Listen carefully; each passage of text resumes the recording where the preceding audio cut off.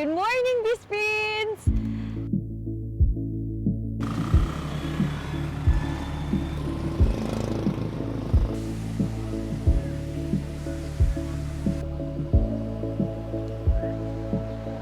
Nandito ko ngayon sa Cagayan de Oro at sobrang ganda talaga dito, as in.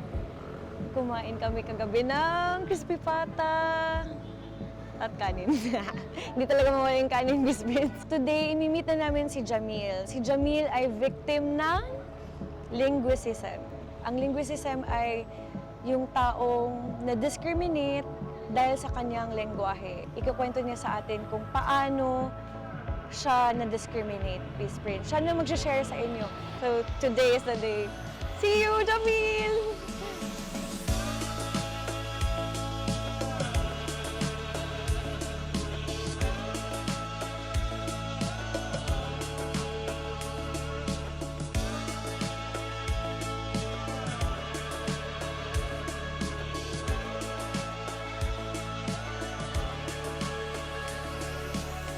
Miss Prince, andito na si Jamil.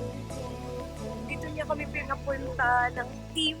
So, mamimit ko na siya for the very first time.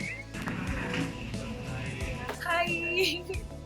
Hello, nice to meet you. Nice to meet you. Nice to meet you. Kamusta? Okay naman. Kamusta travel?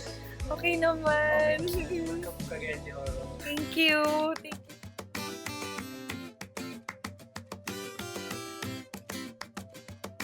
So, kwento mo sa akin yung childhood mo kasi since palipat-lipat ka, may lana, Yes.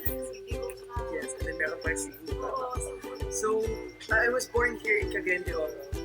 And then, I was raised in Lanao del Sur. I was studying in Marawi City. Doon ako nag-study elementary and high school. And then, when I went to college, first year college dito ako. But then, I thought, hindi para sa akin yung course na tinitake ko. So, I went to Cebu College. So, ano yung first language na Or, bata? the very first language actually na na-learn ko is Bisaya talaga. Influenced of my Cebuano blood because my grandmother is a Cebuano. Growing up with nannies also. Bisaya din kasi sa bahay. I think in school, nung natuto ako mag-Tagalog or Filipino, yung it became my identity. It was only when I went to Cebu na mas nagamit ko yung Lanao. Kasi being in a place where you don't feel that homey, looking for Maranao friends also there in Cebu. Isa siguro sa mga ways para ma-feel namin na at home kami is to speak in our dialect in Lanao. Tikman natin. Tikman nga natin. Sige, sige. Maanghang. Pakain ko ba ng manghang? Grabe, ang anghang niya. Sarap. Manghang na to. Maanghang to. So, Maanghang. sa'yo hindi to maanghang. Hindi pa. Grabe. Mas manghang pag nalasahan yung palapa. Try natin. Sarap. Sarap. Paano sabihin sa Maranao ang Manghang. halang? Maluya. Maluya. And then, nakaduan ito. Sarap. First time ko yung makatikim nito. Ang hawak.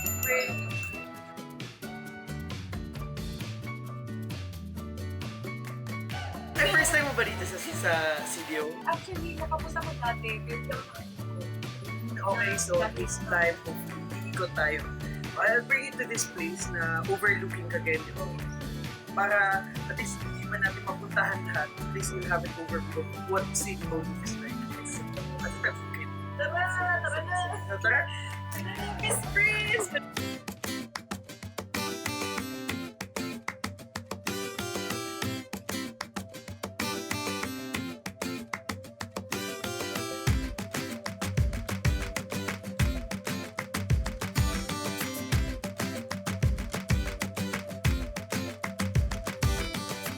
So, Jamil. Hi, Miss Prin. Hello.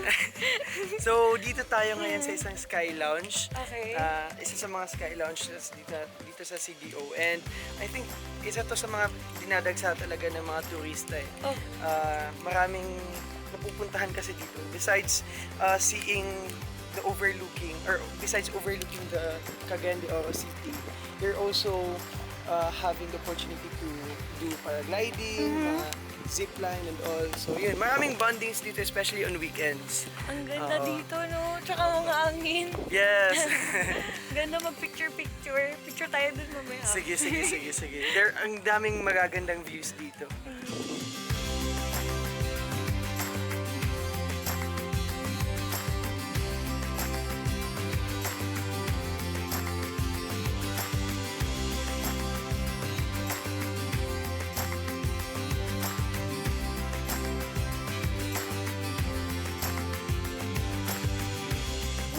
Ayan. Hello. Dirita lingkod ta. Sige ta. Dirita mag-storya. So, after natin nag-lunch together, nag-usap tayo about sa life mo. Hindi mo pa nakwento sa akin yung life mo sa Cebu. Nung naglipat ka sa college. When I first went to Cebu for college, there had been a lot of changes. Kumbaga, speaking of linguicism, the good thing kasi I'm multilingual. Some people could be asking, talaga bang Muslim ka? Talaga bang Maranao ka? Kasi the way you talk, you don't really talk like a Maranao. So, doon mo na-feel yung linguicism? In a sense. Kasi I don't think I can take it as a compliment because I think it's more of an insult to my very own identity as a Maranao who has that accent. Napapatanong ako minsan, kapag may nakikita tayong celebrity na American, nagsasalita in Filipino, para bang, hala, ang cute nito. Oh. Kapag nakakakita tayo na, for example, Korean star na nagbibisaya or Yeah. nagtatagalog, parang, hala, ang cute naman. Pero kapag Bisaya or kapag, for example, for us, Maranao, kapag nagsasalita na in Tagalog or in Filipino rather, or in English, para bang napapatanong na, bakit ganito magsalita, parang ganun. I think we should rather respect each other's differences. Yeah. Kasi that's part of the culture Paano ka naapektuhan nung, Well, nung nangyari yun sa'yo? May nangyari bang negative sa'yo or naging ginawa mo in a positive way na lang? I took them as an advantage. For example, there are times na, minsan, of course, I've been talking about peace, I've been talking about cultural sensitivity, pero minsan kasi there are times na parang nadi-disappoint ka na lang kasi in your very own circle, the bullying is still there. Siguro for some, it's a joke, pero minsan kasi nagiging insensitive that they mock your language, they mock what you do or your beliefs, etc. And took it as a motivation na for every day of my life when I was in Cebu, I have to represent these people. Say for example, my identity as a Moro, as a Maranao. I have to show the people who are non-Moros, non-Maranaos, non-Muslims na nandun na. Kumbaga, tinuturo mo na lang instead na magagalit ka. Ang ginagawa ko na lang na, okay, let's try to correct it. Kasi, I get it, it's an offense against me, but instead of doing another offense against that person, I should rather correct that person. Ano yung natutunan mo about sa linguicism? And anong gusto mong i-share sa audience? Linguicism, just like any other form of discrimination, I think should be countered with constructive correcting sa mga taong nag-discriminate sa atin. Sa atin. Kasi sana ma-accept nila na hindi lahat ng tao pare-parehas. For the victim is to accept na walang magagawa kung aatake ka lang sa kanya. You have to correct the person na nag-victimize sa'yo in a way na panalo ka. Panalo In a kayong good way, dalawa. in a positive Oo, na natuto siya sa'yo and at the same time, naturuan mo yung tao. Galing. Yung okay sa'yo, you really have an open mind. Kasi hindi lahat ganyan. Thank you, Jamil. Thank you very much also. Thank you. Sa Monday, pupunta kami ng Cebu. So, Wow. is it possible na makilala namin Well, of course, I think, there are a lot of fellow youth leaders and student leaders, colleagues of mine in different organizations na pwedeng maka-validate sa inyo. Yes.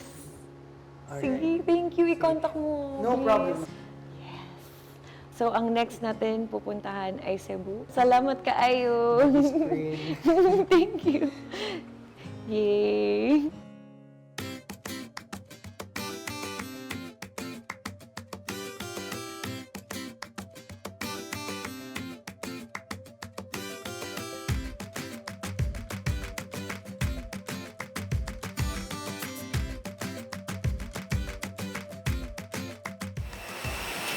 Nasa Cebu na! Finally, Miss Prince, ang lapit lang pala, no? Ilang minutes lang. Parang hindi nag-abot pala ng 1 hour.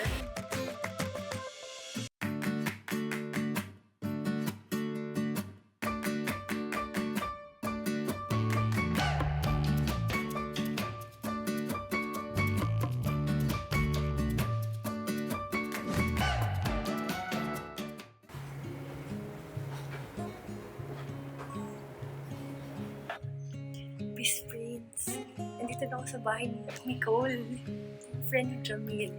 I-interview ko na rin siya. Kakatawa.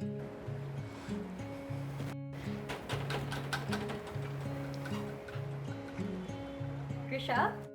Hello. Hi, Nicole. Nice to meet you. Nice to meet you. Come in, come in. Thank you. Welcome to Cebu. Thank you. Okay, so I know because I saw this in your vlog and I know this is your favorite. So here, I want you to try this. Ito ba yung siomay sa tisa? Oh, katong imong gi-vlog, Jude. Favorite ko yan. Mo Yan sa gani. best places to eat in Cebu. Yes, mao, Jude. Yung gi-vlog ko. Hey, thank you. Okay, rin mo magkinamot ta. Oo naman.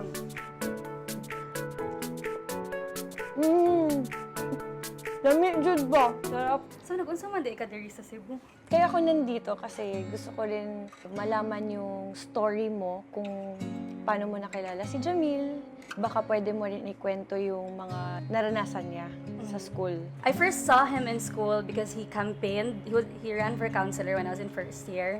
Eventually, I met him after we attended a vigil for life in school. And after that, we had dinner and then our friends introduced us. Pwede mo i-describe paano si Jamil sa'yo as a friend?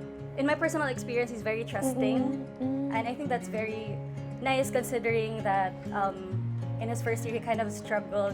He didn't really go out of his dorm room when he was in first year. So knowing that he has gone through that phase of being shy, and then being the person that I met na he was so confident of himself. So, paano niya naranasan yung linguicism? I had a class that we had to work on a documentary, and our topic was student activism, and one of the subjects that we chose was Jamil. When we interviewed him, he told us various experiences of not necessarily discriminate him for speaking in a certain way, but it was more of complimenting him that, oh, you don't sound like a Moro. And Yeah. even if it would sound like, and if it would seem like a compliment, of course, being a Moro is who Jamil is. And if you compliment him for not being like one, that's kind of hurtful for him. And that does not make him happy at all. How did you help Jamil as a friend?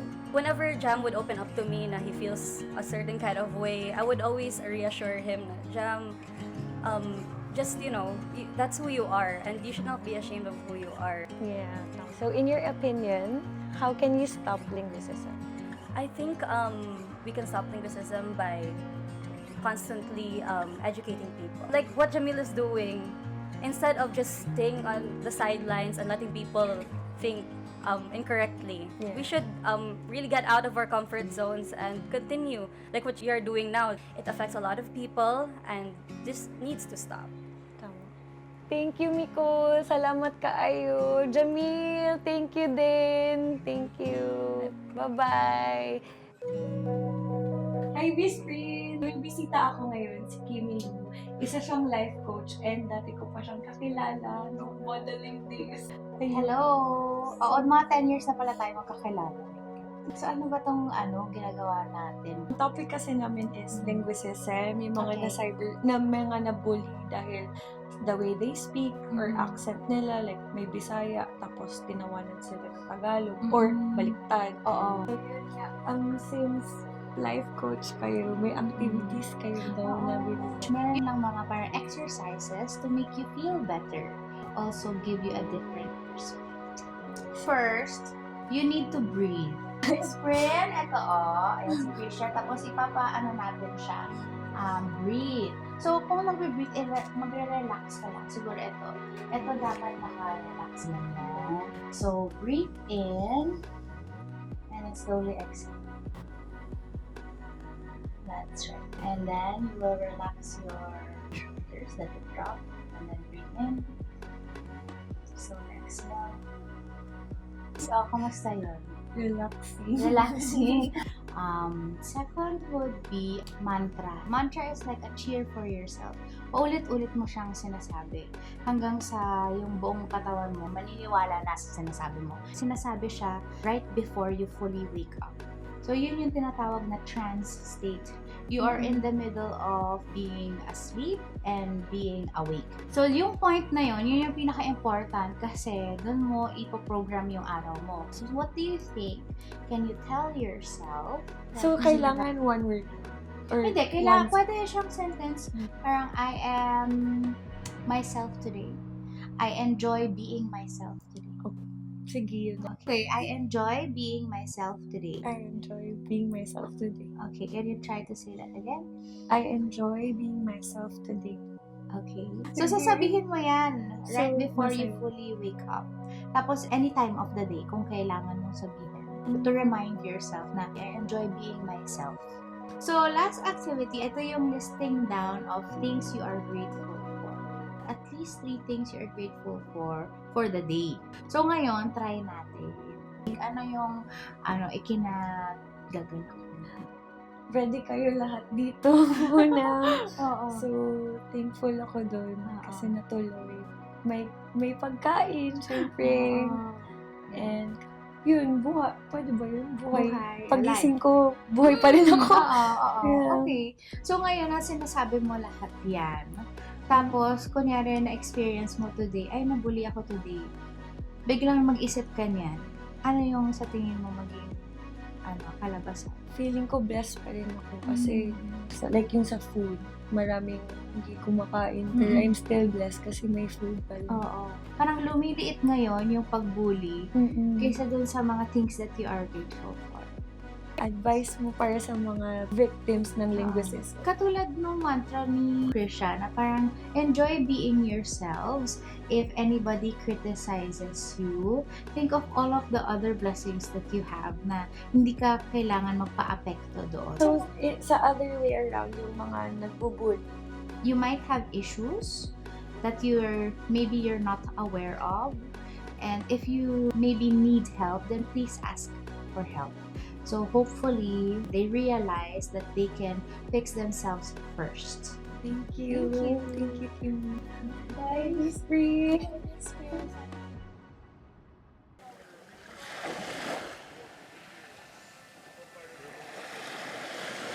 Hi, Miss Prince.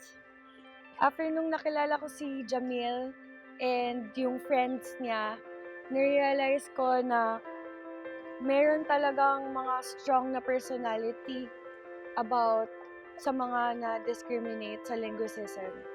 Hindi lang pala lahat tinake nila in a negative way. Like si Jamil, gumawa siya ng paraan na para ma-realize ng mga tao na hindi tama yung ginagawa nila pero ginawa niya in a good way. In-educate niya yung people. Yun, so ang aking payo sa mga students and nasa school, why not i-accept na lang natin na ganito tayo magsalita, na hindi tayo same. Thankful ako na narinig ko rin yung story ni Jamil kasi meron din gumawa ng paraan. So, iba-iba talaga tayo ng kwento sa buhay this spring. Sana itong video na to ay maging bridge para ma-realize ng mga tao na we have to accept na iba-iba tayo ng tao. We are created in a unique way. So, Peace friends! Meron pang next episode. So, I'll see you! Salamat kaayo! Bye-bye!